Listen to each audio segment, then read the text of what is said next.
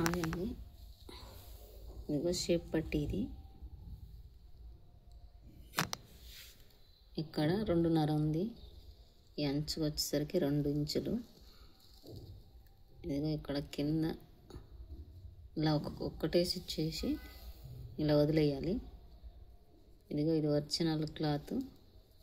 ఇగో ఈ 2 లైనింగ్లు.